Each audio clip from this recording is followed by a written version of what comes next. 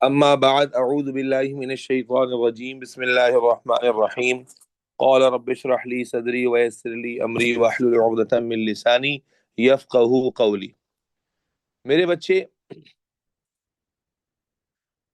as you all know that these sessions have been started since last week, and we will try to conduct these sessions as long as the target is achieved. ठीक है? Target क्या है बेटा? You all have been told on day one. I hope कि आप सबको अपना target याद होगा. And the target is to cover this very important part of your biology syllabus, which is not difficult, but it requires concentration and it requires consistency. And this part is of the part of plant biology, बच्चों. Plant biology का जो section है ये आपको day one पर बताया गया था कि इट्स अ सेक्शन विच जिसमें हमने प्लांट रिलेटेड सारे चैप्टर्स रख दिए हैं. Obviously these are not the sectioning in your syllabus, लेकिन हमने इनको टॉपिक वाइज अरेंज कर दिया है. सो प्लांट बायोलॉजी का ओवरव्यू बेटा लास्ट क्लास में मैं आप तमाम बच्चों को दे चुका हूँ, where we learn that in this chapter particularly we will be talking about 4 different topics: nutrition in plants, transport in plants, coordination in plants, and reproduction in plants. और हमने पहला topic nutrition in already start बेटा बोलो कर लिया था.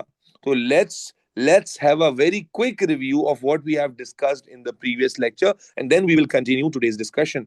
बेटा nutrition in plant से पहले if you remember हमने सबसे पहले डिस्कस किया कि न्यूट्रिशन किसे कहते हैं.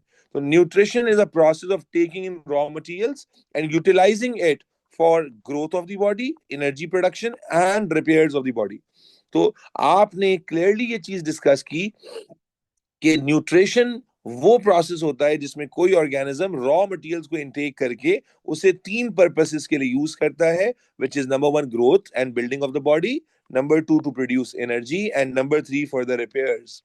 देन मेरे बच्चों हमने कहा कि न्यूट्रिशन की बेसिकली 2 टाइप्स होती हैं. We said that nutrition is divided into 2 basic types, which were, yes please, which were, number 1 heterotrophic nutrition, and number 2 beta autotrophic nutrition. Heterotrophic nutrition and autotrophic nutrition. मेरे बच्चे आप मुझे respond कर सकते हो chat के अंदर, but I request that chat के अंदर जो है वो मुझे स्पैमिंग या किसी तरह की रिपीटेड चैट नहीं चाहिए, otherwise it gets really disturbing. ठीक है? तो आई एम होपिंग कि आप इस चीज का डिसिप्लिन बरकरार रखोगे. सो टाइप्स ऑफ न्यूट्रिशन में मेरे बच्चे we said that nutrition can be categorized into, yes please, 2 types, which were, yes please, heterotrophic nutrition and autotrophic nutrition. Heterotrophic nutrition kya tha?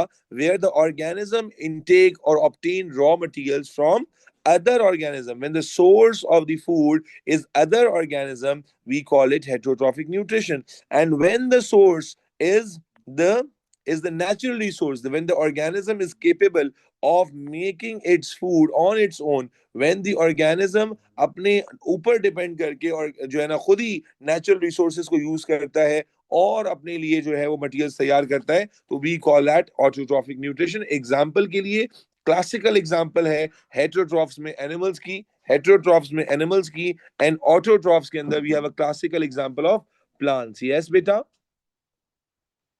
are you all getting this? Yes, that's good. ठीक है मेरे बच्चे. Then उसके बाद because हमने nutrition in plants पढ़ना था, तो I gave you the overview of the chapter. ठीक है? If you remember the overview of this particular chapter includes the discussion of these 1 2 3 4 5 topics. और मेरे बच्चा प्लांट्स हैं तो you need to be highly conscious कि आप इसकी प्लानिंग को लेकर कंफ्यूज ना हो, ताकि आपको बाद में कोई इशू ना हो. सो इस चैप्टर में we were suppose to talk about photosynthesis and factors affecting photosynthesis. Then we were supposed to talk about structure of leaf. Then we were supposed to talk about mineral requirements by plant, and then use of carbohydrates. And फिर मैंने बेटा आपको ये भी बताया पिछली class के अंदर कि we need to make sure कि जो लास्ट टॉपिक है हमारा वो भी हमें पता हो, इन्वेस्टिगेशन का टॉपिक है. The last topic is of the investigation. ठीक है? फोटोसिंथेसिस के जो फैक्टर्स हैं उनकी इन्वेस्टिगेशन है, but that is a topic which will be doing particularly in ATPs. ठीक है? मेरे बच्चे।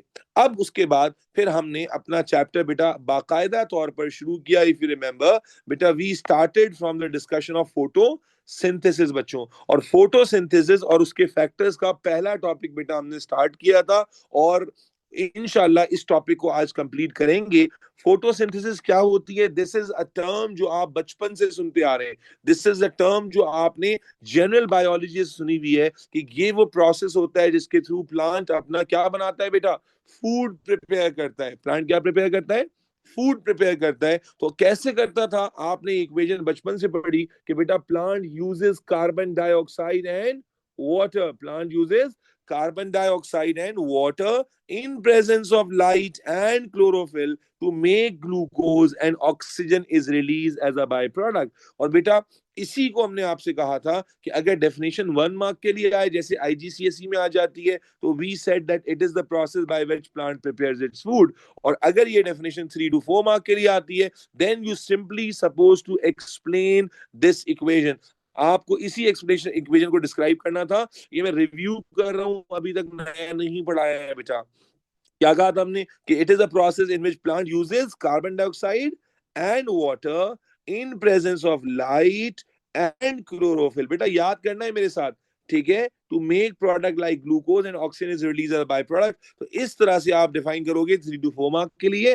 तो ये भी हमने आपको पढ़ लिया था। उसके बाद फिर बेटा सर ने आपके सामने हेडिंग बनाई थी फैक्टर्स अफेक्टिंग फोटोसिंथेसिस की, और फैक्टर्स में आपके सामने ये बात रखी गई थी कि बेटा कौन से फैक्टर्स अफेक्ट करेंगे? तो 1 2 3 4 चार फैक्टर्स तो बेटा हमें इक्वेशन में ही दिख रहे हैं, है नहीं? Carbon dioxide, water, light and chlorophyll. और फिफ्थ फैक्टर जो नहीं नजर आ रहा, that is the optimal temperature. तो we were suppose to discuss these five factors, जिनमें से सर ने आपके साथ एक फैक्टर लाइट का ऑलरेडी डिस्कस कर लिया था।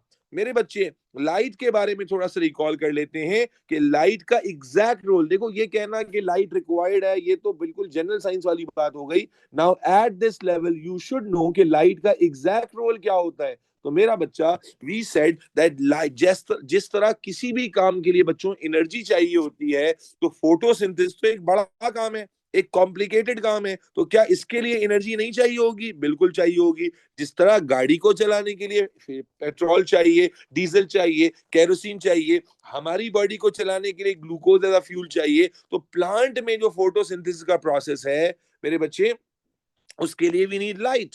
तो अब हमने बात यहां पर याद रखो, एक चीज मैंने मेंशन की थी कि सनलाइट नहीं लिखा मैंने, मैंने लाइट लिखा था, because you need to know this concept कि plants do not need every component of light. तो हम लोगों ने बेटा उस वक्त क्या लिखा था? एम आई ऑडिबल बच्चों?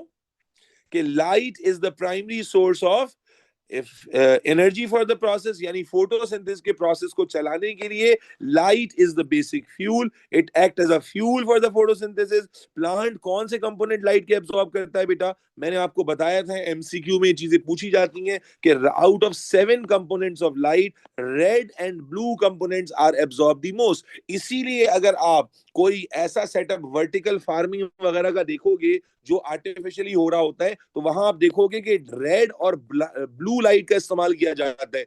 ठीक है, रेड और ब्लू लाइट बल्ब्स लगा देते हैं ताकि प्लांट उनको मैक्सिमम एब्जॉर्ब करे। मुझे बताओ, प्लांट अगर मैक्सिमम एब्जॉर्ब करेगा, ज्यादा एनर्जी लेगा, तो ज्यादा काम करेगा, यस और नो? तो प्लांट रेड और ब्लू को सबसे ज्यादा एब्जॉर्ब करता था बेटा, जबकि अदर कंपोनेंट जो होते हैं वो थोड़े थोड़े एब्जॉर्ब होते थे। और हमने मेंशन किया था कि ग्रीन कंपोनेंट बिल्कुल भी एब्जॉर्ब नहीं होता, और इसीलिए वो बेटा वो कंपोनेंट रिफ्लेक्ट हो रहा होता है। और फिर बेटा आखिरी बात हम लोगों ने जो की थी, आई होप कि आपके जहन में होगी, दैट वाज अ ग्राफ। एक बात मैं आपको बेटा before I move on in the chapter बता दूं, ये देखो प्लांट बायोलॉजी ना, अगर तुम मेरे साथ सही पढ़ गए, ट्रस्ट मी ऑन दिस, कि प्लांट का तुम्हारा सेक्शन इतना जबरदस्त अल्लाह ने चाहा हो जाएगा, तुम्हें मजा आ जाएगा। लेकिन बस डर यही है कंसिस्टेंसी को लेकर, क्योंकि अभी भी मैं देख रहा हूं कि मेजॉरिटी बच्चा भी मेरी क्लास में मिसिंग है। That is lack of seriousness. आप मुझे मजबूर करोगे कि जनाब आली कोई स्ट्रिक्ट डिसिप्लिनरी एक्शन लिया जाए, या आप चाहते हो कि सर जाके फरवरी मार्च में ये कराएं, उस वक्त अंडर प्रेशर करना पड़ेगा। You know what, it is such a blessing कि इस वक्त आप बहुत ज्यादा प्रेशराइज सिचुएशन में नहीं हो। आपके दिसंबर में स्कूल में मिड्स भी आने वाले हैं, वहां पर भी यू नो के प्लांट के चैप्टर्स आएंगे। तो this is going to be a perk जिसको आप एंजॉय करोगे अपने मिड टर्म में भी। लेकिन थोड़ा सा अफसोस जरूर होता है कि जनाब आली अगर इस वक्त अगर आप सीरियसनेस ना होने की वजह से इसको मिस कर जाएंगे, that would be a huge loss, जिसको खुद ही आपको कवर करना पड़ेगा, और वो भी प्रेशराइज सिचुएशन में टुवर्ड्स द एंड। तो मेरे बच्चे, लाइट इंटेंसिटी का फिर हमने आपके सामने ग्राफ लिखा था। फरीहा, मैं कोई चीज समझा नहीं रहा हूं, यह तो हम ऑलरेडी कर चुके हैं, मैं रिवाइज कर रहा हूं, आज के टॉपिक से हम बातों को रिलेट करेंगे।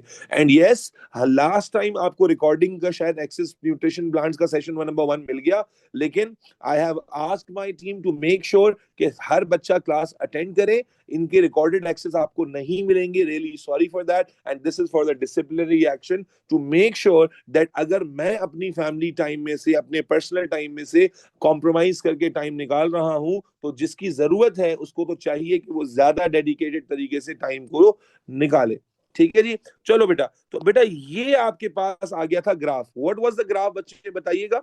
ग्राफ क्या था बेटा? ग्राफ के दो हिस्से थे, this part and that part. ठीक है, क्या नजर आ रहा था मेरा बच्चा? कि जब आप लाइट इंटेंसिटी को, बताओ बेटा, इंक्रीज करते हैं तो plant will get more and more energy, तो इसीलिए रेट ऑफ फोटोसिंथेसिस क्या होता जाता है बेटा? बढ़ता जाता है। But after reaching a certain point, जब आप लाइट इंटेंसिटी को फर्दर बढ़ाते हैं, तो other factors, because other factors are not increasing, therefore rate of photosynthesis further increase नहीं होता, and that was the graph जो हम लोगों ने पिछली क्लास में देखा था। and because of internet lag मैंने यहां पर एंड कर दिया था। सबको याद आ जाता है? यहां तक की बात लास्ट क्लास में हो चुकी है, आज मैं यहां से आगे की बात करने वाला हूं बेटा।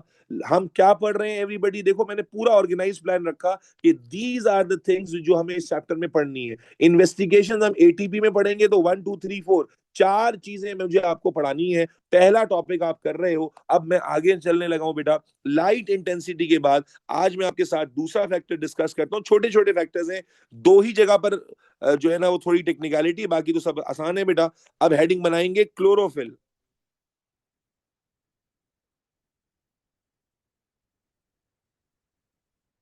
बेटा हम बचपन से ये सारी बातें सुनते तो आ रहे हैं, it's time to know exactly कि किसका रोल क्या है। तो मेरे बच्चे क्लोरोफिल का रोल पढ़ने जा रहे हैं। डू वी ऑल नो, मुझे जवाब देते जाना, do we all know that chlorophyll is a green pigment contained by the plant? Yes और no? Do we all know that chlorophyll is a green pigment? Yes. And this pigment, what is the exact role of this pigment? देखो मेरे बच्चे, समझना। Chlorophyll, अभी हमने क्या कहा, ये देखो अल्लाह ने क्या खूबसूरती से कनेक्ट किया है। We all know that plant needs light energy, yes और no? Plant need light as a, बोलो बेटा, source of, as a source of energy, as a source of energy. ठीक है ना? लेकिन प्लांट लाइट को डायरेक्टली यूज नहीं कर सकता। क्या मतलब? देखो, हम सबको एनर्जी चाहिए, हम सबको एनर्जी चाहिए, तो क्या हम अपनी उंगली स्विच में डाल दें? बताओ, हम सबको एनर्जी चाहिए, तो क्या हम इलेक्ट्रिकल स्विच में अपनी उंगली डालकर स्विच ऑन कर दें तो एनर्जी मिल जाएगी? नहीं मिल जाएगी? मिल तो जाएगी, लेकिन क्या वो एनर्जी हम यूज कर सकते हैं? क्या बॉडी उस एनर्जी को यूज करने के लिए कैपेबल है? नहीं है। बात समझ आ रही है? तो बेटा बिल्कुल इसी तरह समझो कि लाइट प्लांट को as a source of energy तो चाहिए, but light energy is not utilisable energy for the plant. It is not utilizable energy for the plant. So Allah subhanahu wa ta'ala has given plant with chlorophyll or pigment called chlorophyll. And what is the exact role of chlorophyll, bachcho? Chlorophyll converts, it absorbs light energy and convert light energy into chemical energy for the plant. यानी यूं कह लीजिए कि this form of energy was not utilizable for the plant directly. ठीक है, source तो है, लेकिन मेरे बच्चे this particular chemical form of energy is utilisable form. तो बेटा प्लांट को एनर्जी तो चाहिए, उसका इनडायरेक्ट सोर्स तो लाइट ही है, लेकिन लाइट एनर्जी डायरेक्टली उस वक्त तक इस्तेमाल, फॉर एग्जांपल एक लीफ है जो कि ग्रीन नहीं है, अगर मैं उसे लाइट एनर्जी प्रोवाइड करूंगा तो मेरा बच्चा लाइट एनर्जी जाएगी तो सही, लेकिन क्योंकि वो क्लोरोफिल नहीं होगा और केमिकल एनर्जी में कन्वर्ट नहीं होगी, तो plant won't be able to use it. Plant won't be able to, बोलो बेटा, यूज इट। तो बेटा जिस तरह मोबाइल का चार्जर क्या करता है, मोबाइल का चार्जर उतना ही उस यूटिलाइजेबल फॉर्म ऑफ करंट को जो मोबाइल यूटिलाइज कर सके उतना ही मोबाइल में ट्रांसफर करता है। यहां क्लोरोफिल क्या करता है, लाइट जो कि मेजर सोर्स ऑफ एनर्जी है, लेकिन प्लांट के लिए याद रखो लाइट डायरेक्टली यूटिलाइजेबल नहीं है। यानी अगर मैं इस देखो स्टेम है, सुनना, स्टेम में ग्रीन पिगमेंट नहीं होता है ना, ब्राउन स्टेम है या रूट है, अगर मैं रूट पर लाइट मारूं तो कुछ भी नहीं होगा, प्लांट को कोई बेनिफिट नहीं होगा। क्यों नहीं होगा भाई, एनर्जी तो लाइट से मिलती है, क्योंकि प्लांट की रूट में या प्लांट के लीफ में क्या नहीं है बेटा, बोलो क्या नहीं है, प्लांट के रूट या स्टेम में क्या नहीं है, क्लोरोफिल नहीं है। तो there is no pigment to convert light energy into chemical energy. बात समझ आ रही है बेटा? तो क्लोरोफिल का काम एक लाइन का है, लेकिन वो लाइन सबको क्लियर होनी चाहिए कि chlorophyll is a green pigment present particularly in the leaves and it is there. मेरे बच्चे, Shahid Khurram, now you will be remove from the class बेटा। Thank you so much for being with us. ठीक है, you will be remove from the class. I don't want any talks in the class. Thank you so much for being in the class, बच्चे। अल्लाह हाफिज। ठीक है, Shahid Khurram has been removed. Okay, now हम बात कर रहे थे क्लोरोफिल की। तो chlorophyll is a green pigment बेटा, एंड दिस ग्रीन पिगमेंट क्या करता है बेटा, इट ट्रैप्स, याद कर लो मेरे साथ, it traps light energy and convert into chemical energy. Is this clear मेरे बच्चे? Is this clear? चलो बस लिखो, बस लिखो। जहां ज्यादा डिटेल नहीं है वहां फजूल की डिटेल में हम जाएंगे भी नहीं। ठीक है, जो इंपॉर्टेंट डिटेल है बस कवर करते जाएंगे। तो आप बोलेंगे क्लोरोफिल, लिखिए बेटा जल्दी जल्दी। Chlorophyll, a green pigment,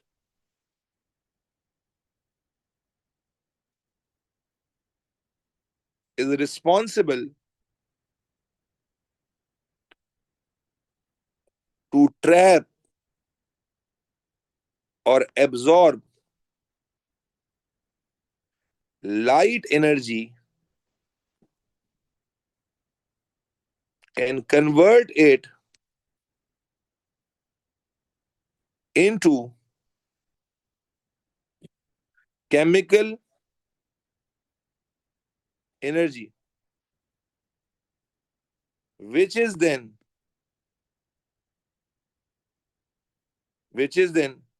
utilized by the plant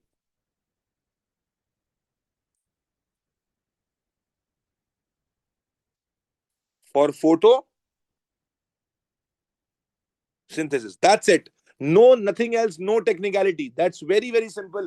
क्या कहा हमने कि क्लोरोफिल एक ग्रीन पिगमेंट है जो लाइट एनर्जी को एब्जॉर्ब करता है और फिर कन्वर्ट करता है केमिकल एनर्जी में। अब मुझे लॉजिकली सोच के बताओ कि अगर लाइट एनर्जी आ रही है लेकिन क्लोरोफिल ही नहीं है, बेटा सोच के बताना, लाइट एनर्जी आ रही है लेकिन क्लोरोफिल नहीं है, तो क्या लाइट एनर्जी जो कि डायरेक्टली यूटिलाइजेबल नहीं है, क्या वो कन्वर्ट हो पाएगी केमिकल एनर्जी में जो यूटिलाइजेबल फॉर्म है? नहीं। तो क्या फोटोसिंथेसिस हो पाएगा? बोलो, नहीं हो पाएगा। Although light energy is there but photosynthesis नहीं हो पा रहा। And what is the practical evidence? Sir stem में फोटोसिंथेसिस होता है क्या? नहीं होता। सर रूट में फोटोसिंथेसिस होता है क्या?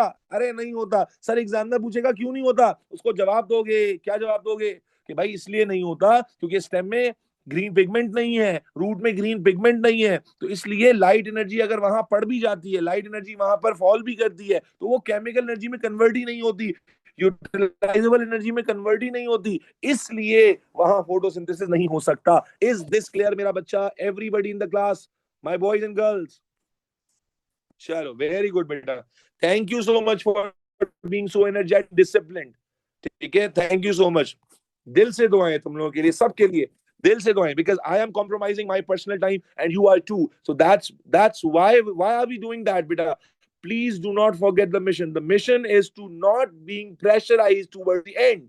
याद रखें, एंड में हर सब्जेक्ट का टीचर आपको प्रेशराइज करेगा, and I want at that time कि आप बायोलॉजी को लेकर बिल्कुल सेटिस्फाइड हो कि यार maximum things have been done, complete, done and dusted हो गया है, and just we need to focus and revise. Sir जो लीव्स ग्रीन नहीं होते, how do they perform photosynthesis? बेटा जो लीव्स ग्रीन नहीं होते आप नोटिस कीजिएगा उनमें स्टेम ग्रीन होता है, उनमें स्टेम ग्रीन हो जाता है, उसमें कुछ ना कुछ ग्रीन पिगमेंट कहीं और पार्ट में आ जाता है। ठीक है, चलो मेरा बच्चा, क्लोरोफिल का factor done and dusted, is everybody clear? Chlorophyll के बारे में तो दो फैक्टर्स हो गए बेटा, light done guys and girls, chlorophyll done. Let's talk about carbon dioxide and water together. Let's now talk about बेटा carbon dioxide and water together. Why together? Because अभी आपको समझ में आ जाएगा. तो बेटा let's make the heading of carbon dioxide and water.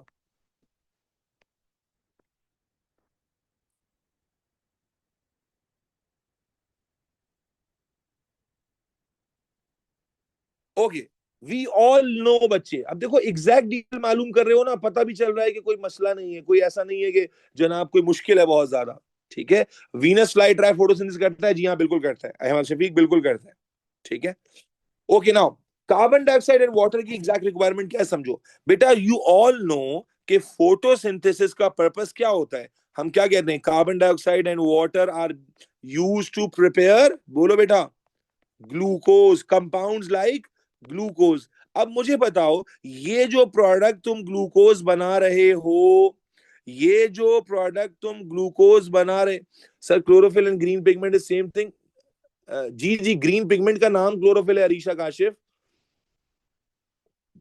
ठीक है, ग्रीन पिगमेंट ही को क्लोरोफिल कहते हैं. The chemical name of that green pigment in the leave is chlorophyll. ठीक है, चलो. तो मेरे बच्चे अब जरा फोकस करो कि ये जो ग्लूकोज बनाना है आपको, अगर आपको थोड़े से आप अंधे नहीं हो तो नजर आ रहा है एवरीबॉडी कि ग्लूकोज बनाने के लिए यू विल नीड, बोलो, कार्बन, हाइड्रोजन एंड ऑक्सीजन. क्या ग्लूकोज की बिल्डिंग को खड़ा करने के लिए कार्बन नहीं चाहिए क्या? अरे बोलो, हाइड्रोजन नहीं चाहिए क्या? बिल्कुल चाहिए. क्या वाटर नहीं चाहिए? बिल्कुल चाहिए. सॉरी, ऑक्सीजन नहीं चाहिए? बिल्कुल चाहिए. तो ग्लूकोज उस वक्त बनेगा जब आपके पास इंग्रेडिएंट होंगे कार्बन, हाइड्रोजन, ऑक्सीजन. तो अगर आप गौर से देखें बेटा, तो बेटा ग्लूकोज के अंदर ये जो कार्बन और ऑक्सीजन है ना बेटा, this comes from carbon dioxide. सुनना, ग्लूकोज के अंदर जो ये आपको कार्बन और ऑक्सीजन नजर आ रहे हैं, they are coming from carbon dioxide. They are coming from carbon dioxide. और ये जो हाइड्रोजन नजर आ रहा है, ये कहां से आ रहा है बेटा? वाटर से. सुनना पूरी बात को, ग्लूकोज के अंदर जो कार्बन और ऑक्सीजन है, they are coming from carbon dioxide. And ये जो वाटर है, वाटर में से जो हाइड्रोजन है वो यहां आ रहा है. जबकि ये जो ऑक्सीजन रिलीज होती है फोटोसिंथेसिस में, दिस इज दिस ऑक्सीजन. बेटा सुनिएगा बहुत क्लियरली, ताकि ग्राफ में, डेटा में कहीं गड़बड़ ना हो. ग्लूकोज बनाने के लिए we need three elements, carbon, hydrogen, oxygen, as you can clearly see from the equation. तो अब मेरा बच्चा इसको बनाने के लिए we need carbon, we need hydrogen, we need oxygen, तीनों एलिमेंट हमें चाहिए. ठीक है, तो मेरे बच्चों, मेरे उन्होंने हालो, ग्लूकोज बनाने के लिए कार्बन कहां से आता है? कार्बन डाइऑक्साइड से. ऑक्सीजन भी कहां से आती है? कार्बन डाइऑक्साइड से. और हाइड्रोजन कहां से आता है बेटा, बोलो? हाइड्रोजन आता है वाटर से. ये वाला ऑक्सीजन नहीं आता? सर नहीं, ये वाला ऑक्सीजन कहां जाता है? ये जो ऑक्सीजन रिलीज हो रहा है, ये वाटर वाला है. वाटर का जो ऑक्सीजन है, वाटर ब्रेक डाउन होता है और वाटर का ऑक्सीजन हो जाता है रिलीज. मैं ज्यादा डिटेल में जाए बगैर बस उतनी बात जिक्र कर रहा हूं जितनी जरूरत है. तो मेरे बच्चे, कार्बन डाइऑक्साइड का फंक्शन क्या हुआ, बोलो? इट प्रोवाइड्स, अरे बोलो ना यार, it provides carbon and oxygen. And water का फंक्शन क्या हुआ कि water provides hydrogen and it is the oxygen of water which is being release. Yes और नो? जो ऑक्सीजन यहां रिलीज होती है, कहां से आती है? वाटर से. ये कार्बन डाइऑक्साइड वाली नहीं है. कार्बन डाइऑक्साइड की जो ऑक्सीजन है वो यहां चली जाती है. वाटर की ऑक्सीजन है जो रिलीज होती है. अब एक और बात समझ लो कि कार्बन डाइऑक्साइड प्लांट के पास कहां से आती है? कार्बन डाइऑक्साइड प्लांट के पास कहां से आती है बेटा? एयर से. कहां से आती है? एयर से, स्टोमेटा के थ्रू. एयर से किसके थ्रू? स्टोमेटा के थ्रू. जबकि वाटर कहां से आता है? सॉइल से, रूट्स के थ्रू. यस और नो? रूट से एब्जॉर्ब होकर आता है. यस और नो? तो मेरे बच्चों, फिर रिपीट कर देता हूं, कार्बन डाइऑक्साइड और वाटर का एग्जैक्ट रोल फिर सुन लेना. मैंने कहा कार्बन डाइऑक्साइड और वाटर कहां चाहिए? आपको मालूम है कि फोटोसिंथेसिस के लिए आपको ग्लूकोज बनाना है, प्रोडक्ट ग्लूकोज है या कार्बन के कंपाउंड्स है, जिसको बनाने के लिए कार्बन चाहिए, हाइड्रोजन चाहिए, ऑक्सीजन चाहिए. तो भाई ये इंग्रेडिएंट कहां से आएंगे? तो कार्बन डाइऑक्साइड से आएगा. कार्बन, ऑक्सीजन दोनों कार्बन डाइऑक्साइड की है, ये भूलना नहीं. और वाटर स्प्लिट होगा, हाइड्रोजन यहां आ जाएगा, और ये जो ऑक्सीजन रिलीज हो रही है, ये वाटर वाली ऑक्सीजन है. सर कार्बन डाइऑक्साइड प्लांट के पास कहां से आएगा? सर कार्बन डाइऑक्साइड आएगा एटमॉस्फेयर से. कहां से आएगा? एटमॉस्फेयर से, वाया स्टोमेटा. Via stomata. और वाटर कहां से आएगा? तो वाटर आएगा रूट से एब्जॉर्ब होके. यस और no?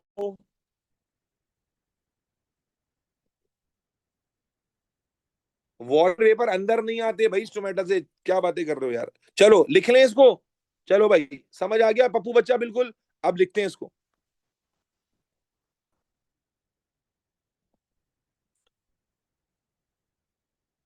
Carbon dioxide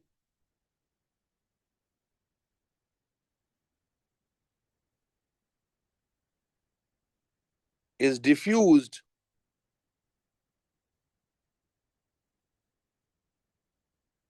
into leaves via stomata. Carbon dioxide provides its carbon and oxygen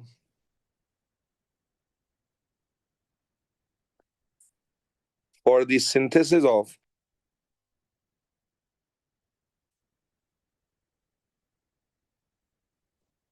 organic compounds like glucose. Water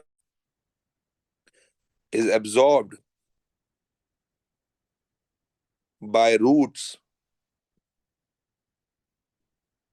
from the soil. याद करते जाओ बेटा, from the soil.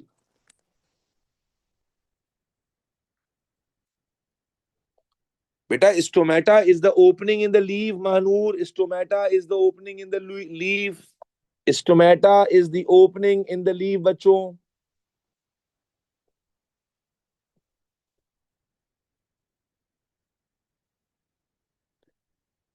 चले जी,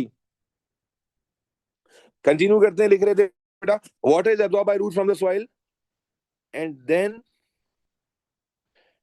is then ascent up to leaves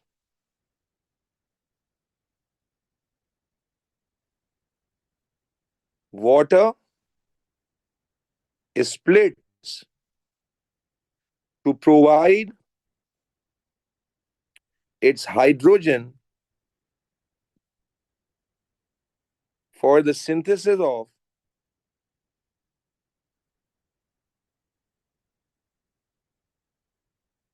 organic compounds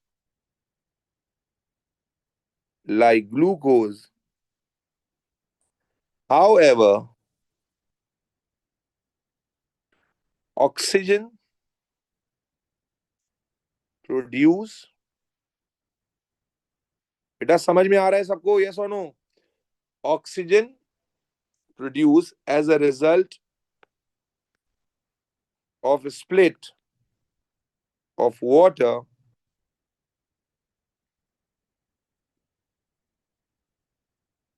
is released out from stomata. या सुनते हैं ना भाई, प्लांट्स ऑक्सीजन देते हैं, प्लांट्स ऑक्सीजन देते हैं, तो जो प्लांट ऑक्सीजन रिलीज करते हैं वो कौन सी वाली ऑक्सीजन होती है बेटा?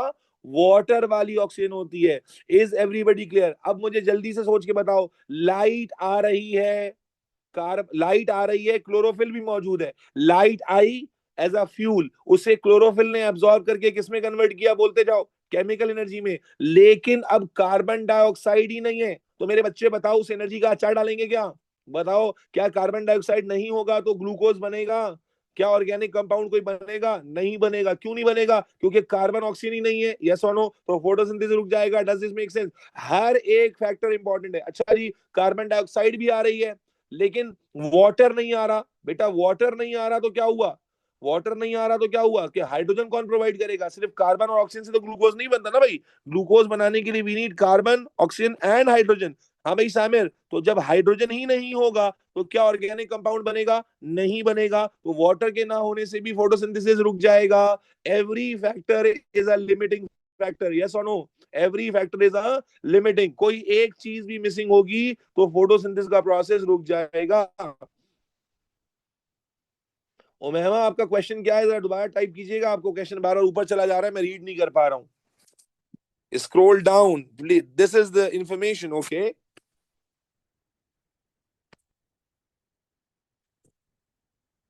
एसेंट अब वाला बता देते हैं भाई। एसेंट का मतलब ऊपर जाना होता है भाई। क्या पीले स्कूल के बच्चे आ गए क्या क्लास में? वाटर रूट में एब्जॉर्ब होता है, रूट तो नीचे है ना भाई, लीफ ऊपर है, तो लीफ तक कैसे पहुंचाएंगे? ऊपर पहुंचाने को एसेंट कहते हैं। वो हम डिटेल में पढ़ेंगे, जाइलम के थ्रू होता है अगले चैप्टर में, है जी। Water is absorb by root, root तो नीचे from the soil and is then ascend up to leaves, leaves तक ऊपर पहुंचाने को एसेंट कह रहे हैं। ऑर्गेनिक कंपाउंड्स, बेटा ऑर्गेनिक कंपाउंड सैफ अली पूरा बायोलॉजिकल मॉलिक्यूल पढ़कर आए हो अल्लाह के बंदे। Carbohydrate, protein, lipids. तो हम ग्लूकोज बना रहे हैं, जैसे ग्लूकोज क्या है? कार्बन के कंपाउंड को ऑर्गेनिक कंपाउंड कहते हैं। Sir does it make any difference? जी हाँ बेटा उमैमा, मैकेनिज्म अभी आपने नहीं पढ़ना है, लेकिन अगर आप मैकेनिज्म जिंदगी में पढ़ेंगे तो यू नीड टू नो कि वो जो ऑक्सीजन निकल रही है वो वाटर वाली होती है। आप अगर कार्बन डाइऑक्साइड का लिख देंगे गलत होगा, ठीक है। कार्बन डाइ मैंने बहुत क्लियर बोला है कि जो ऑक्सीजन निकलती है वो वाटर वाली होती है। जब आप कभी जिंदगी में मैकेनिज्म पर, कार्बन डाइऑक्साइड डायरेक्टली ग्लूकोज बनाने में यूज हो जाती है, वाटर की जो स्प्लिटेड ऑक्सीजन है वो रिलीज होती है। तो अगर मैं वो कहूंगा कि कार्बन डाइऑक्साइड वाली, तो गलत है, टेक्निकली बिल्कुल गलत हो जाएगा। क्लियर है बेटा everybody? Are we good to go?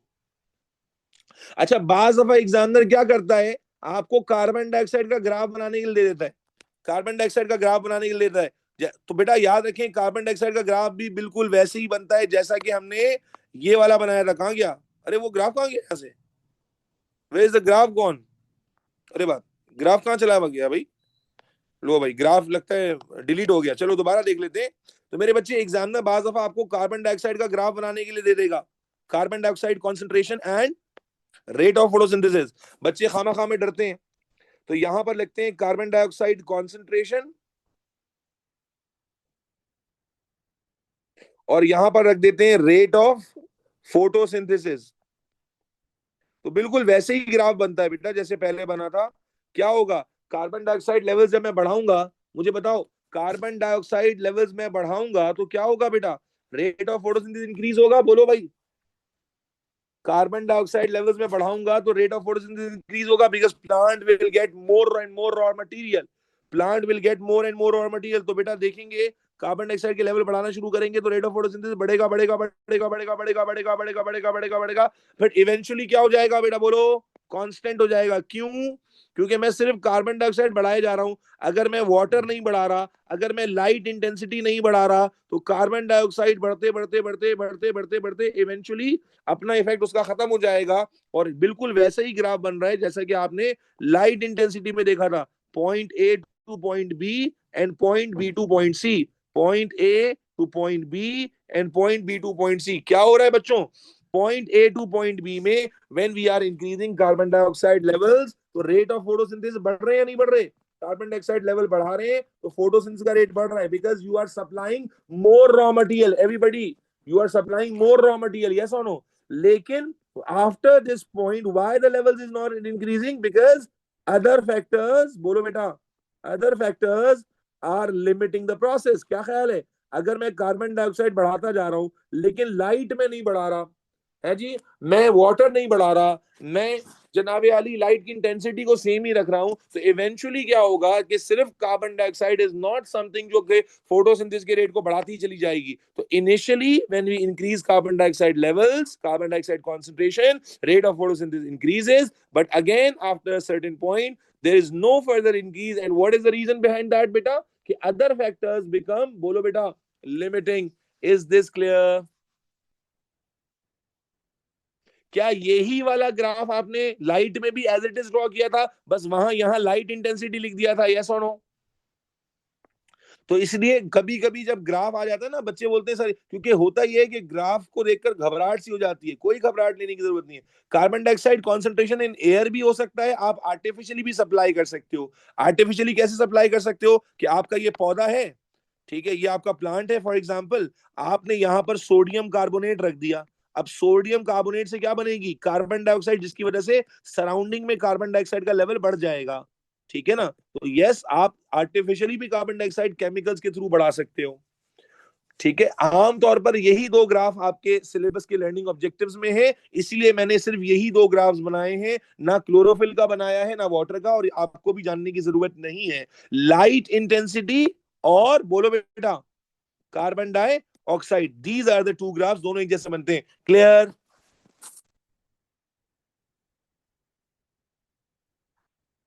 Yes, we needed all the factors. Yes, beta, absolutely. मेरा बच्चा, are you all good to go? ये दोनों फैक्टर समझ में आ गए, कार्बन डाइऑक्साइड वाटर का एग्जैक्ट रोल समझ में आया मेरे तमाम बच्चों को? Do we know the exact role now? Yes और no?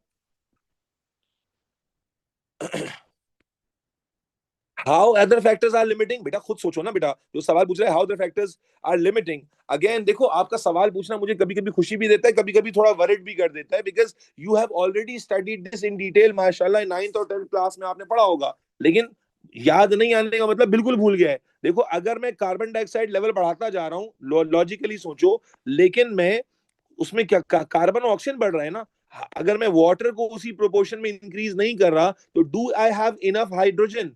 Do I have enough hydrogen for the synthesis? जिस बच्ची ने सवाल पूछा था कि अदर फैक्टर्स लिमिटिंग कैसे हो रहे हैं, उसको जवाब दे रहा हूं कि अगर मैं सिर्फ इसका लेवल बढ़ाता जा रहा हूं तो I have more carbon, more oxygen, but मुझे कहां पर मसला होगा? हाइड्रोजन शॉर्ट पड़ जाएगा ना बेटा। That is why we said कि भाई अदर फैक्टर, अगर मैं कार्बन डाइऑक्साइड का लेवल अकेले बढ़ाता जा रहा हूं और वाटर का लेवल कांस्टेंट है, eventually I will get compromise by water. इसी तरह मैं कार्बन डाइऑक्साइड का लेवल तो बढ़ा रहा हूं, लेकिन लाइट इंटेंसिटी कम है। अब लाइट इंटेंसिटी ही कम है तो it means less energy is available. When less energy is available तो आपके पास एनर्जी ही कम है, तो कार्बन ज्यादा आ भी गई, एनर्जी कम है प्रोसेस को चलाने के लिए, तो क्या कार्बन डाइऑक्साइड बढ़ाने का फायदा होगा? बोलो। when we are increasing carbon dioxide at this level, हम क्या कह रहे हैं? other factors are limiting the process. What does that mean? The mean is very simple कि अगर सारे फैक्टर्स एक साथ ना बढ़ाए जाएं तो क्या होगा कि अकेला कार्बन डाइऑक्साइड लेवल जब मैं बढ़ाता जाऊंगा, शुरू में तो कोई मसला नहीं होगा, लेकिन आफ्टर अ सर्टेन लेवल क्या होगा? Other factors would be limiting. क्या मतलब? वाटर कम पड़ जाएगा, लाइट इंटेंसिटी कम पड़ जाएगी, तो उसकी वजह से कार्बन डाइऑक्साइड लेवल्स बढ़ाने का फर्दर इंक्रीज नहीं होगा। Is this clear? Everybody clear till this point? Everybody, please. Okay, thank you. Now, मेरा बच्चा, last but not the least is temperature. आखिरी फैक्टर बात करने जा रहे हैं बेटा इस टॉपिक के, and that temperature.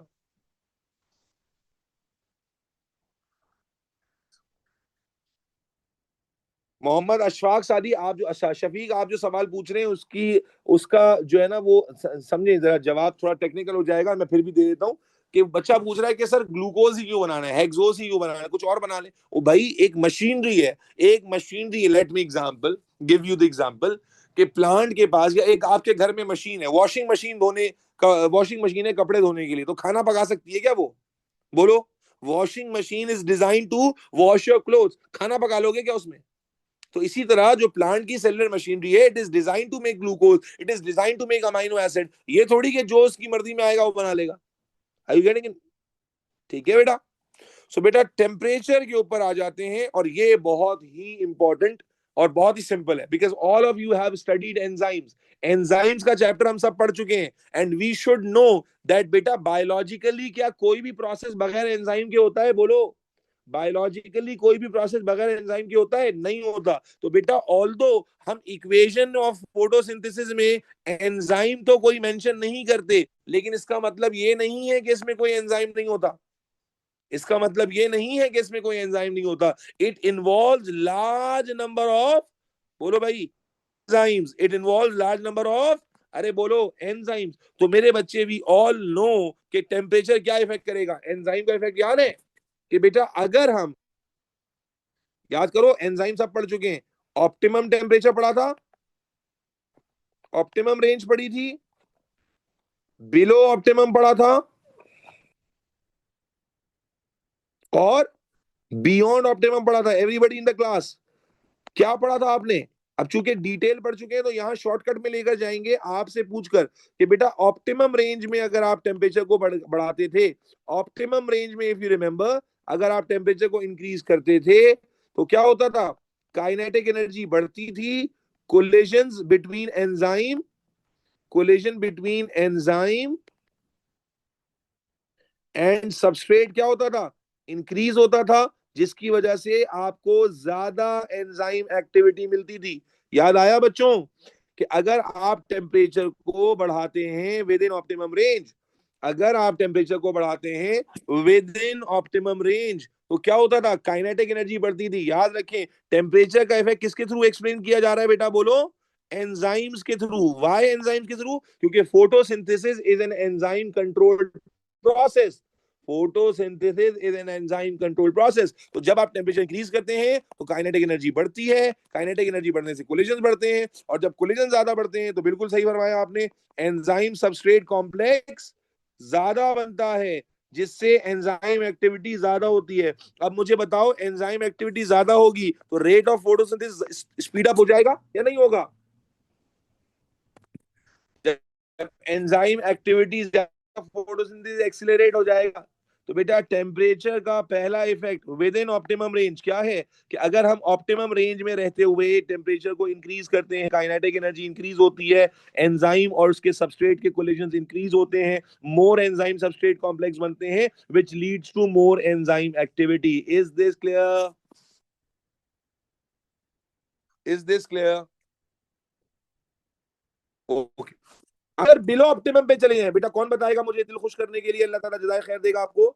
Below optimum पे क्या पढ़कर आए थे, कि जब आप टेम्परेचर को डिक्रीज करते हैं, जब आप टेम्परेचर को क्या करते हैं, डिक्रीज करते हैं, तो काइनेटिक एनर्जी क्या हो जाती है बेटा, कम हो जाती है। यस और नो? अगर बिलो ऑप्टिमम ले जाते हैं, काइनेटिक एनर्जी क्या हो जाएगी, कम, और इतनी कम हो जाएगी कि एंजाइम कोलिजन, बोलो बेटा, collision between enzyme and substrate क्या हो जाएगा, जीरो, डिक्रीज होते होते। तो फिर क्या होगा, नो एंजाइम, बोलो बेटा, सबस्ट्रेट कॉम्प्लेक्स। और जब एंजाइम सबस्ट्रेट कॉम्प्लेक्स नहीं बनेगा तो बेटा बोलो, नो एंजाइम एक्टिविटी। हमने क्या कहा था, एंजाइम क्या हो जाते हैं, फ्रीज। कोई नई बात तो नहीं सिखा रहे आपको, क्या ये बात आप ऑलरेडी अच्छे से जानते हैं? यस और नो? एवरीबॉडी यस और नो? तो मेरा जान का टोटा, मेरा प्यारा बच्चा, मेरा नौनेहाल, आपको एंजाइम की एक्टिविटी वाली बेसिस पर ही एक्सप्लेन कराया जा रहा है कि अगर आप प्लांट का टेम्परेचर, एक प्लांट जो कि अल्लाह ने बनाया है नॉर्मल टेम्परेचर पे रहने के लिए, जिसकी ऑप्टिमम रेंज नॉर्मल रेंज है, उसे आपने एक्सट्रीम ठंड में फेंक दिया, तो अल्टीमेटली उसके एंजाइम्स क्या होंगे बेटा, बोलो, फ्रीज हो जाएंगे। Is this clear? और क्या फोटोसिंथेसिस हो पाएगा? अरे बोलो यार, क्या फोटोसिंथेसिस हो पाएगा? नहीं हो पाएगा। अच्छा, बियॉन्ड ऑप्टिमम पे क्या होता था बेटा, मेरा प्यारा बच्चा, मेरा नोनेहाला, ओ मेरे गुड्डे, क्या होता था बिलो ऑप्टिम, बियॉन्ड ऑप्टिमम पे? जब आप टेम्परेचर को औकात से ज्यादा बढ़ा दोगे तो काइनेटिक एनर्जी बढ़ जाएगी, लेकिन इतनी बढ़ जाएगी कि chemical bonds in structure of enzyme, पढ़ा था हमने, chemical bond in structure of enzyme starts to break. और मेरे बच्चे, जब केमिकल बॉन्ड्स ही ब्रेक हो जाते हैं तो आपने क्या पढ़ा था, एक्टिव साइट क्या हो जाती है, चेंज। उससे क्या होता है, no enzyme substrate complex is formed, और फिर नो एंजाइम एक्टिविटी। हम क्या कहते थे, एंजाइम क्या हो जाता है बेटा, बोलो, डीनेचर्ड। एंजाइम क्या हो जाता है बच्चे, डीनेचर्ड। Everybody clear? अब चूंकि हम एंजाइम में पूरे पूरे पैराग्राफ लिख कर आ चुके हैं तो this is more than enough revision. फिर जल्दी से बेटा इसका ग्राफ भी देख लो, वही वाला ग्राफ है बच्चे। कौन सा ग्राफ है जो आप पढ़कर आए हो? यहां रेट ऑफ फोटोसिंथेसिस लिख लेते हैं,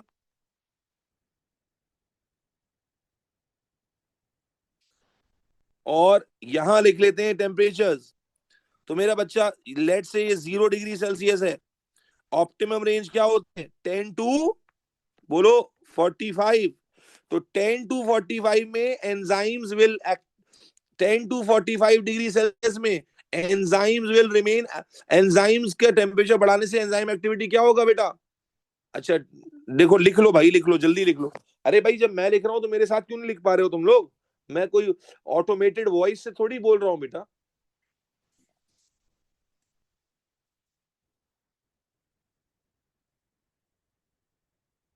सवाल लूंगा बेटा, एंड में लूंगा, ठीक है?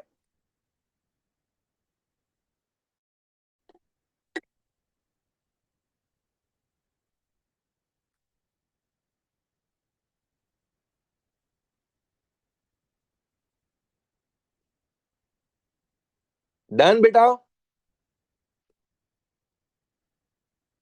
डन बेटे।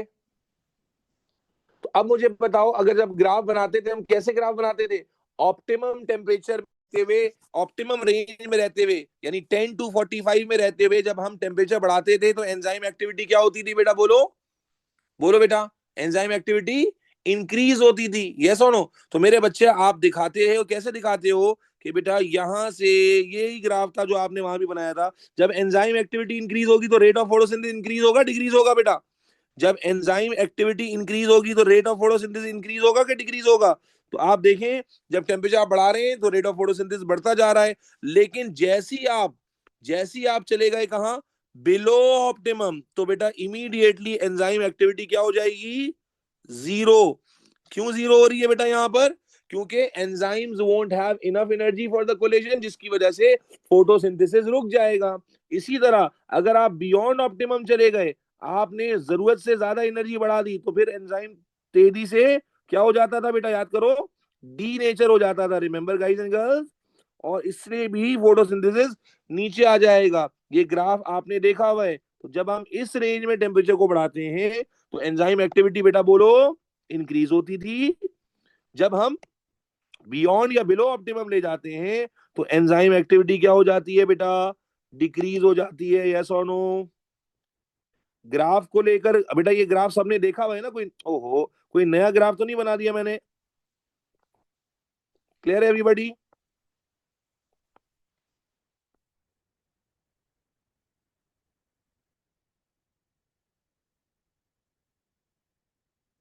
मेरे बच्चों को पांचों फैक्टर्स का एग्जैक्ट रोल समझ में आता है? मैं दोबारा यहां से हेडिंग से रिवाइज कर देता हूं।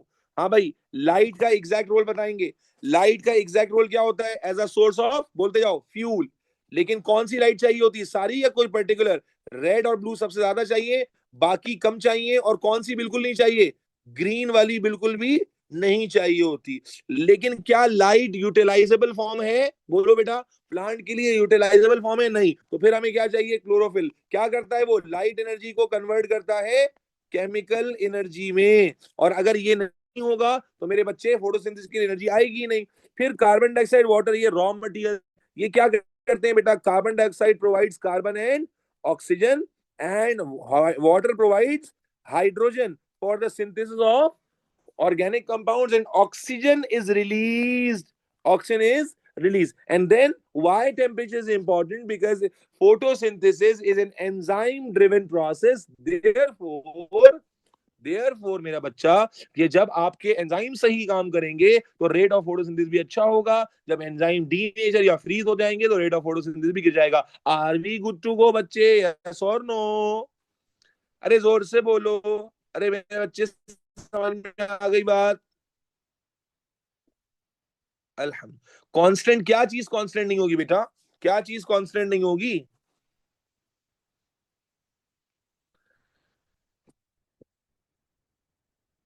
ठीक है मेरे बच्चा?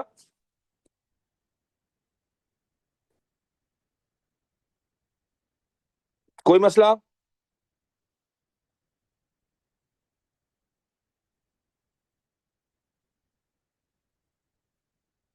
नहीं मेरा बच्चा।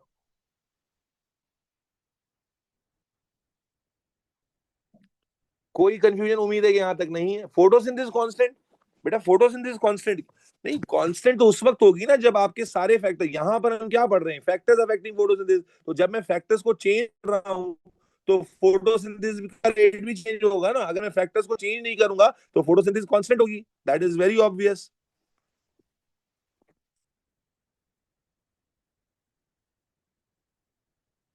ठीक है बेटा? विच ग्राफ बच्चे? Which graph? टेम्परेचर वाला ग्राफ तो कुछ नया नहीं है ना बेटा, ये तो वही ग्राफ है जो आपने पढ़ा हुआ था। यहां पर क्या हो रहा है बेटा? जल्दी से इसको लेबल भी कर देते हैं दोबारा से। यहां पर क्या हो रहा है? फ्रीजिंग हो गई है एंजाइम। यहां पर ऑप्टिमम एक्टिविटी हो रही है। यहां पर मैक्सिमम एक्टिविटी हो रही है। और यहां पर डीनेचुरेशन हो रही है। यस और नो बच्चों? All these labels absolutely clear बेटा? मेरे बच्चे, आप शायद इब्ने बिलाल, आप बिल्कुल सो सेंस का इस्तेमाल नहीं कर रहे। प्लांट्स को मैंने ये वर्ड बोला भी कि हर प्लांट के लिए अल्लाह ने जो ऑप्टिमल रेंज रखी है उसकी बात हो रही है ना। तो अब हम बात कर रहे हैं नॉर्मल कैटेगरी ऑफ प्लांट की। बच्चा पूछ रहा है सर कॉनिफर जो, भाई जो ठंडे इलाकों के प्लांट्स हैं जो अल्लाह ने बनाए उस इलाके में, उनकी ऑप्टिमम रेंज ही माइनस में है, उनके एंजाइम्स भी डिफरेंट है, उनके स्ट्रक्चर्स भी डिफरेंट है। तो इसलिए वो तो ऑब्वियस अंडरस्टूड बात है भाई, वरना वो प्लांट कैसे सरवाइव करेंगे। इसमें कोई मतलब रॉकेट साइंस की तो बात ही नहीं है बच्चे। चलिए मेरे बच्चे, पहला टॉपिक अल्हम्दुलिल्लाह हमारा कंप्लीट हो गया। ठीक है, let me get back to the जो हमने टॉपिक लिस्ट बनाई थी। तो बेटा अल्हम्दुलिल्लाह सुम्मा अल्हम्दुलिल्लाह, हमारा ये पहला टॉपिक जो सबसे ज्यादा डिटेल में था आपने कवर कर लिया, अल्लाह ताला कबूल फरमाए। अब मेरे बच्चे इसी की कनेक्टिविटी में जरा जल्दी से हम ये वाला टॉपिक, क्योंकि अभी हमने क्या कहा कि प्लांट फोटोसिंथेसिस में अपने लिए क्या बनाएगा, ग्लूकोज बनाएगा विच इज अ कार्बोहाइड्रेट। ठीक है, ग्लूकोज बनाएगा जो कि कार्बोहाइड्रेट। तो मेरे बच्चे इसी बात पर फटाफट से हम जो है वो यूज ऑफ कार्बोहाइड्रेट का टॉपिक भी कवर कर लेते हैं बेटा, यूज ऑफ कार्बोहाइड्रेट का टॉपिक। ठीक है जी, तो हेडिंग बनाएंगे नेक्स्ट टॉपिक की बेटा, हेडिंग बनाएंगे बेटा नेक्स्ट टॉपिक की, यूजेस ऑफ कार्बोहाइड्रेट्स। हेडिंग बनाइएगा बेटा, यूजेस ऑफ कार्बोहाइड्रेट्स। ये एमसीक्यू में आ सकता है, और एक बार अभी दो में खाली पिछले से पिछले साल जो है ना, ये थ्योरी में भी आया। आई मीन लास्ट पेपर में थ्योरी में भी पूछ लेता है एग्जामिनर, सॉलिड मार्क्स है, मुफ्त के मार्क्स है। ठीक है, यूज ऑफ कार्बोहाइड्रेट्स। ठीक है जी, कि कहां पर कार्बोहाइड्रेट जो प्लांट बनाते हैं, ठीक है ना, तो मेरे बच्चे वो कहां कहां यूज होते हैं, तो प्लीज थोड़ा सा तवज्जो रखिएगा। मेरे बच्चे ग्लूकोज पहले सुनिएगा, मैं पूरा आपको एक फ्लो चार्ट में समझाता हूं बेटा। ग्लूकोज जो प्लांट बनाता है वो कहीं कहां कहां यूज होता है बेटा, समझिएगा मेरे बच्चे। सबसे पहले इस ग्लूकोज को प्लांट ऑक्सीडाइज करके अपने लिए क्या पैदा करता है बेटा, बोलो। अपने लिए पैदा करता है एनर्जी। क्या कहा मेरे बच्चे, पहला पहला पहला यूज जो ग्लूकोज का होता है वो क्या है मेरे बच्चे, कि ग्लूकोज का पहला रोल क्या होता है बच्चे, कि ग्लूकोज को प्लांट यूज करता है, और यूज करके ग्लूकोज को यूज करता है और यूज करके अपने लिए क्या प्रोड्यूस करता है बेटा, बोलो। एनर्जी प्रोड्यूस करता है। क्या प्रोड्यूस करता है बेटा, एनर्जी प्रोड्यूस करता है। इज दिस क्लियर, पहला यूज केस।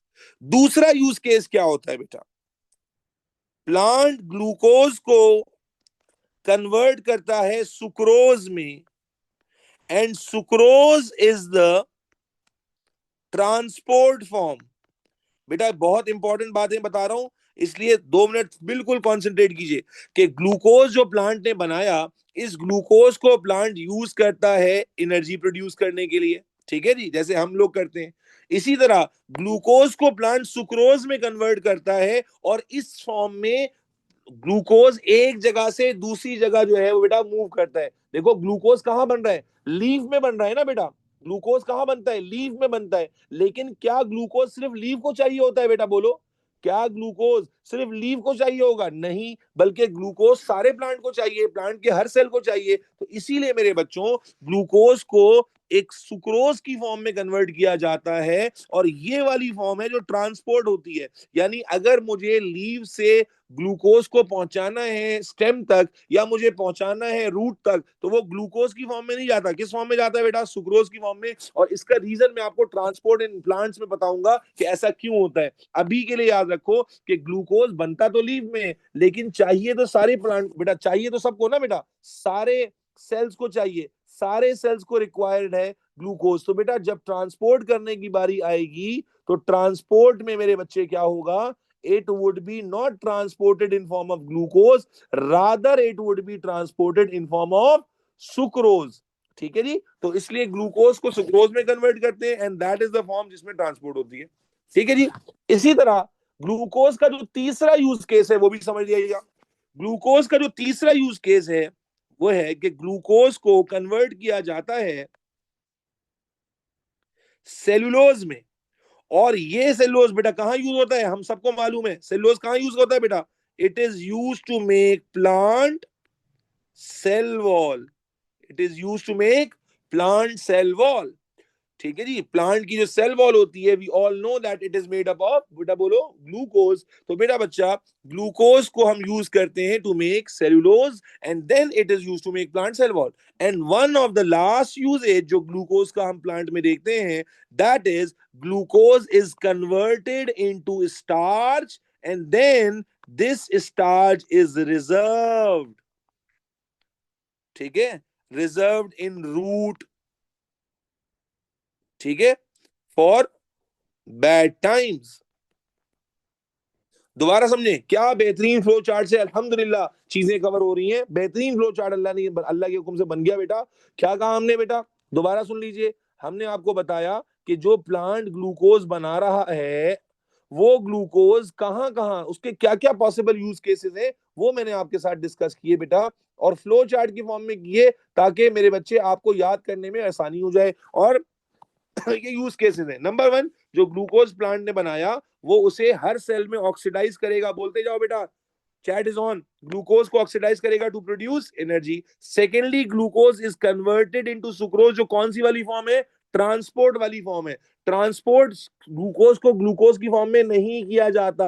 रीजन मैं आपको ट्रांसपोर्ट इन प्लांट में बताऊंगा, अभी समझाना मुश्किल होगा क्योंकि अभी आपको बाकी चीजों का नहीं पता है. इसी तरह तीसरी चीज है कि ग्लूकोज को सेलुलोज में कन्वर्ट किया जाता है, और सेलुलोज जो है वो प्लांट सेल वॉल बनाने के लिए इस्तेमाल होता है. एंड जनाब, ग्लूकोज जो है फिर स्टार्च की फॉर्म में कन्वर्ट होता है, और उसके बाद उसको रिजर्व किया जाता है बैड टाइम्स के लिए, ताकि जब जरूरत पड़े तो हम इसे यूज कर सकें. तो दैट इज बेहतरीन तरीके से हो गया flow chart. Are we all good to go, yes और नो बच्चे? Are we all good to go बेटा? Yes, good to hear that. कोई मसला? कोई मसला? नोट कर लिया तुम लोगों ने? नोट कर लिया? ओके, गुड हो गया. अल्हम्दुलिल्लाह, अल्हम्दुलिल्लाह. मेरे बच्चे, अब आ जाओ. मेरे बच्चे, अल्हम्दुलिल्लाह, मैंने जो आपको बताया कि प्लांट मुश्किल नहीं है, बस कॉन्सेंट्रेट कर पढ़ना है. ठीक है जी. तो अल्हम्दुलिल्लाह, this topic is also done. ये टॉपिक भी हमारा हो गया कंप्लीट. ठीक है जी. अब आ जाएं, अभी बैठे बैठे हम तीसरा टॉपिक भी कंप्लीट कर लेंगे, जो बहुत ही छोटा सा है. तो मेरा बच्चा, अब हेडिंग बनाए, मिनरल रिक्वायरमेंट बाय प्लांट. और ये टॉपिक भी अभी के अभी इंशाल्लाह वाइंड अप, अल्लाह ने चाहा तो हो जाएगा. 5 मिनट लगेंगे. ठीक है जी. तो आए बेटा, हम नेक्स्ट टॉपिक पे चलते हैं. Mineral requirement by plant. Mineral requirement by plant. ठीक है जी. याद रखें, कुछ छोड़ नहीं सकते, कवर तो पूरा ही करना है.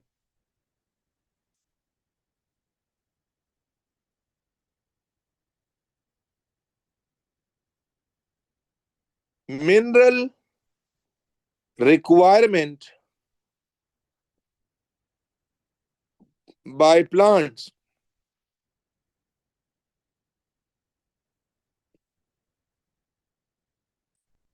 4 यूजेस बेटा, यही रुखसार आपके सिलेबस के मैक्सिमम है. मैं क्या अब सिलेबस से बाहर तो नहीं जाऊंगा ना बेटा. जो मैक्सिमम है वो आपको बता दिए. ठीक है. अब मेरे बच्चे, अब वही बात आ गई कि प्लांट में मिनरल्स की रिक्वायरमेंट तो बहुत ज्यादा है, but as per your syllabus you are suppose to discuss only 2. As per your syllabus you are supposed to discuss only 2 minerals. Number one, the mineral called nitrate, which is NO3. All plants need nitrates.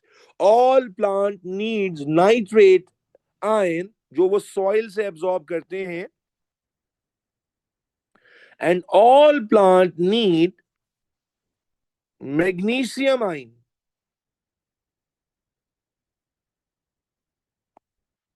देखिए, समझिएगा बेटा, आपको plant में 10 20 25 नहीं, बल्कि हमें बस 2 minerals की बात को पता होना चाहिए कि बेटा all plant needs lot of minerals. लेकिन बेटा, उनमें 2 मिनरल्स हैं जो बहुत ज्यादा इंपॉर्टेंट हैं, जो आपके सिलेबस का लर्निंग ऑब्जेक्टिव है, and we need to see those minerals. क्या है मेरा बच्चा? नाइट्रेट आयन क्यों चाहिए होते बेटा? आप बायोलॉजिकल मॉलिक्यूल पढ़कर आए. बायोलॉजिकल मॉलिक्यूल में कौन सा कंपाउंड होता था जिसमें नाइट्रोजन होता है? जी, बायोलॉजिकल मॉलिक्यूल में कौन सा कंपाउंड होता है जिसमें नाइट्रोजन होता है? प्रोटीन। Very good. कौन सा होता है बेटा? प्रोटीन। तो बेटा नाइट्रेट आयंस प्लांट को चाहिए होते हैं अमाइनो एसिड्स बनाने के लिए, और अमाइनो एसिड्स के थ्रू प्लांट क्या बनाता है अपने लिए? Protein. we all know proteins are made up of amino acid. समझो कि नाइट्रेट आयंस जो कि सॉइल में आते हैं, कहां से आते हैं? फर्टिलाइजर से। बिल्कुल, यू आर करेक्ट। फर्टिलाइजर में मौजूद होते हैं, खाद में मौजूद होते हैं। वो प्लांट को क्यों चाहिए होते हैं मेरा बच्चा? बोलो। the plant needs them to make, बोलो भाई, amino acid, and then amino acids are utilized to make protein। बात समझ आ रही है? अच्छा जी, इसी तरह मैग्नीशियम आयन क्यों चाहिए होते हैं? मैग्नीशियम आयन भी फर्टिलाइजर में आता है, मैग्नीशियम आयन भी सॉइल में होता है, फर्टिलाइजर में होता है। ठीक है, ये प्लांट को चाहिए होता है बेटा क्लोरोफिल बनाने के लिए। क्या बनाने के लिए? Chlorophyll. Chlorophyll is a chemical compound, and chlorophyll को बनाने के लिए मैग्नीशियम चाहिए होता है, मैग्नीशियम। तो मेरा बच्चा, मैग्नीशियम पर्टिकुलरली चाहिए क्लोरोफिल बनाने के लिए। ठीक है जी। और मेरे बच्चों, नाइट्रेट पर्टिकुलरली चाहिए अमाइनो एसिड बनाने के लिए, जिससे प्रोटीन बनेंगे। अब मुझे लॉजिकली सोच के बताओ कि अगर प्लांट को नाइट्रेट की डेफिशिएंसी हो जाए, हाँ भाई, लॉजिकली सोचो कि प्लांट को नाइट्रेट चाहिए था प्रोटीन बनाने के लिए, और प्रोटीन क्यों चाहिए होता है? क्योंकि protein is the building block. Yes और no? Protein is a building block, उसी के थ्रू तो ग्रोथ होती है। तो मुझे बताओ, अगर नाइट्रेट की डेफिशिएंसी हो जाए, अगर नाइट्रेट की डेफिशिएंसी हो जाए, तो क्या प्लांट अपने लिए प्रोटीन बना पाएगा? नहीं बना पाएगा। और जब नहीं बना पाएगा तो क्या वो ग्रो कर पाएगा? बोलो भाई। नहीं कर पाएगा। इसका मतलब पहली चीज क्या होगी? Stunted growth. ग्रोथ रुक जाएगी। और जब ग्रोथ रुक गई, अब ग्रोथ तो रुक गई, क्यों नहीं ग्रोथ रुक गई? क्योंकि ग्रो करने के लिए प्रोटीन चाहिए। Protein is the building block. तो इनिशियली क्या होगा? ग्रोथ रुक जाएगी, स्टंटेड ग्रोथ होगी। लेकिन उसके बाद क्या होगा? फिर लैक ऑफ एंजाइम्स। एंजाइम बनाने के लिए भी क्या चाहिए होते हैं? प्रोटीन। और इवेंचुअली डेथ ऑफ प्लांट। अगर एक प्लांट को नाइट्रोजन की डेफिशिएंसी का सामना हो जाए, तो पहले तो उसकी ग्रोथ रुक जाएगी। ग्रोथ रुक जाएगी, वो ग्रो करना बंद कर देगा, बिकॉज ग्रो करने के लिए प्रोटीन चाहिए। प्रोटीन नहीं, ग्रो कैसे करेगा?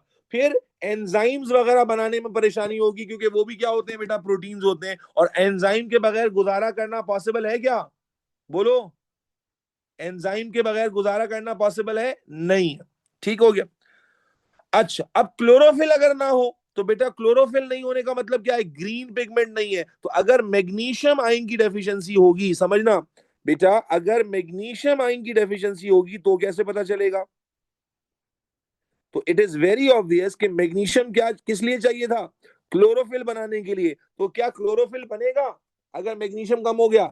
नहीं बनेगा। जब नहीं बनेगा, तो मेरे बच्चे, इसको हम कहते हैं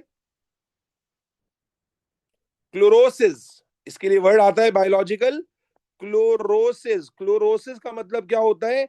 degradation of the green colour. क्या मतलब? प्लांट के लीव येलो हो जाएंगे। Leaves turn yellow. Green pigment उनमें से क्या होता जाएगा? खत्म होता चला जाएगा। ग्रीन पिगमेंट, बोलो बेटा, खत्म होता जाएगा। यानी आप कहेंगे लीव्स टर्न येलो। और जब येलो हो जाएंगे, तो क्या लाइट एनर्जी केमिकल एनर्जी में कन्वर्ट होगी? नहीं होगी। जब नहीं होगी, तो फोटोसिंथेसिस होगी? नहीं होगी। तो अल्टीमेटली नो फोटोसिंथेसिस।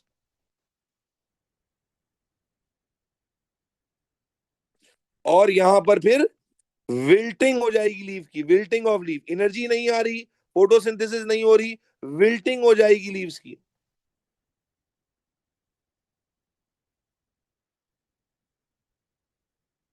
यहां पर भी विल्टिंग होती है, लेकिन यहां पर क्या है, ये ज्यादा सिवियर है। देखो, नाइट्रोजन की डेफिशिएंसी ज्यादा सिवियर एक्ट करेगी या मैग्नीशियम की? क्या लगता है? Which one is more severe? Obviously this one is more severe. Why? Because plant को हर चीज के लिए बेटा एंजाइम चाहिए, हर चीज के लिए अमाइनो एसिड चाहिए।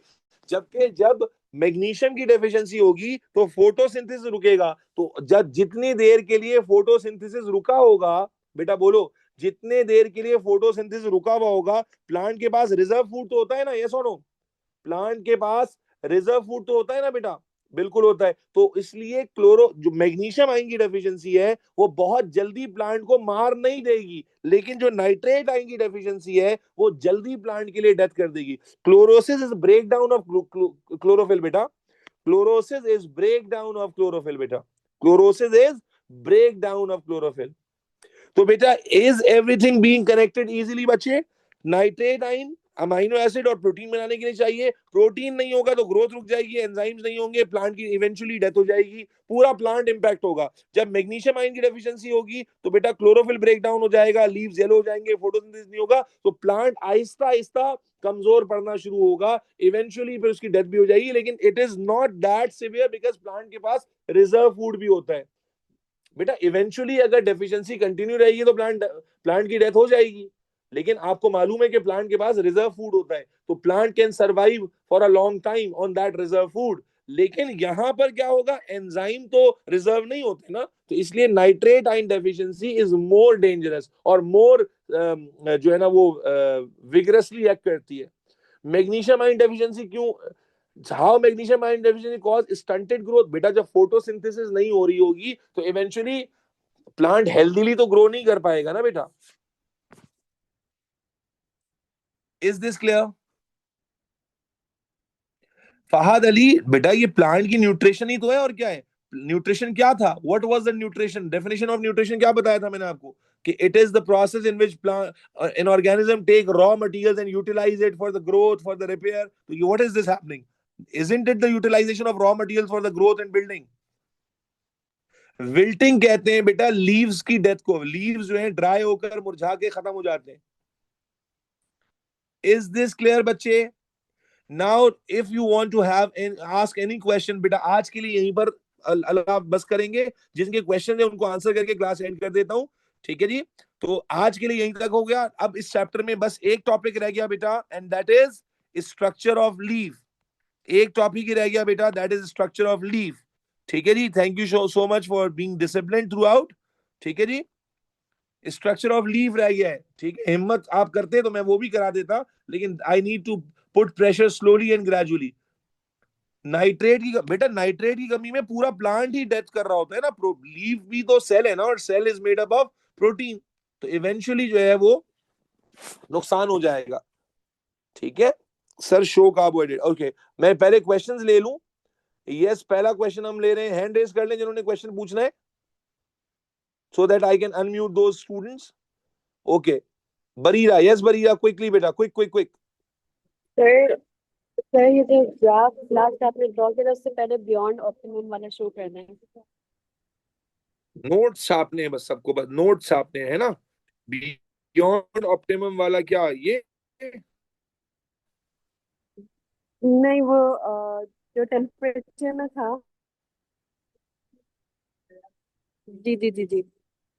Mustafa, plant do use other pigments, but those are not the major pigments. Yes, plant have other pigments like xanthophyll and carotenes, but those are not the major pigments. Plant cannot survive on the basis of those pigments only, beta. What are the reasons of these deficiency? Beta, the reasons could be any reason. Lack of fertilizer, ठीक है, excessive drainage हो गया fertilizer का. There could be lot of reason.